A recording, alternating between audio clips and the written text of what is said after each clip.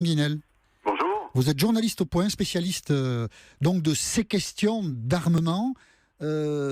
François Hollande a dit on va signer dans quelques jours avec les Indiens. Vous y croyez? Pas du tout. Pas du tout. Absolument pas.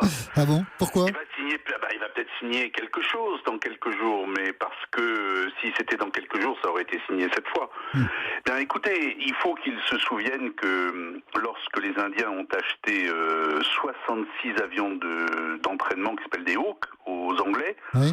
ils ont signé ils ont négocié, ils ont commencé la discussion en 1978 et ils ont signé le contrat en 2004. 26 ans. Il faut de la patience, 26 hein. ans. Alors voilà, il faut de la patience avec les Indiens, c'est toujours comme ça. Et les négociations sont extrêmement difficiles avec eux. À l'instant, des dépêches, un urgent de l'AFP, c'est en rouge sur les écrans. Dassault espère finaliser, ouvrez les guillemets, un accord complet sous 4 semaines. Vous voyez, ils sont plus optimistes que vous chez Dassault. Bah écoutez, Dassault, ils ont raison d'être optimistes parce qu'ils sont dedans, alors ils savent de quoi il s'agit. On va leur rappeler juste le temps que ça a pris pour signer il y a quelques années la rénovation des Mirage 2000 qui avait été vendue au début des années 80. Qui était un magnifique contrat, qui a aussi pris des années et des années. Avec les Indiens, c'est toujours très compliqué. 4 semaines, rendez-vous dans 4 semaines.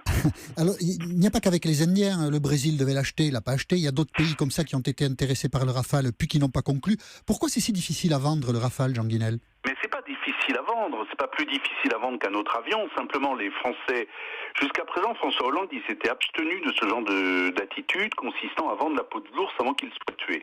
C'était la spécialité de Nicolas Sarkozy qui a vendu comme ça. Ah oui, il a beaucoup vendu de Rafale, lui. Hein. Il a des Rafales, il en a vendu aux Émirats, la discussion est toujours pas terminée. Il en a vendu au Brésil, ça a capoté. Le problème, c'est que ce serait beaucoup mieux qu'au lieu de faire de la com avant que le contrat soit signé, eh bien ils attendent qu'il soit signé pour le dire. C'est pas choquant que la vente de 36 avions, d'abord c'était 126, c'est passé à 36. Ça n'a rien de choquant, ça fait partie des négos. Les Indiens, ils veulent des choses très précises, ils veulent des offsets.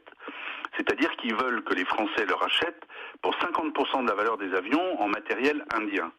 Et ils veulent que les Français achètent du matériel d'électronique de pointe et du matériel d'armement notamment, qui ne sont pas vraiment en pointe dans ces technologies. Mais donc ils l'achèteront un jour. À négocier. Pardon ? Ils l'achèteront un jour. Ils vont pas se rétracter, ils vont pas dire on n'en veut pas. Un jour, ça sera fait, mais on ne sait pas quand.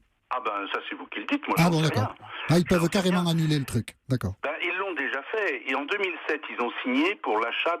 Signé, c'est fait, c'est signé. 194 hélicoptères Fennec. D'accord. Et puis ils ont annulé le contrat. D'accord. Bon, et maintenant, ils relancent le contrat, et qui se présente? Le Fennec, d'Eurocopter. Ils sont joueurs, les Indiens. Voilà, c'est ça la morale de l'histoire. Ils ont acheté 6 ravitailleurs Airbus A330 pour l'armée de l'air, puis ils ont annulé le contrat, puis ils l'ont relancé, ils ont finalement signé. Donc c'est très très très compliqué.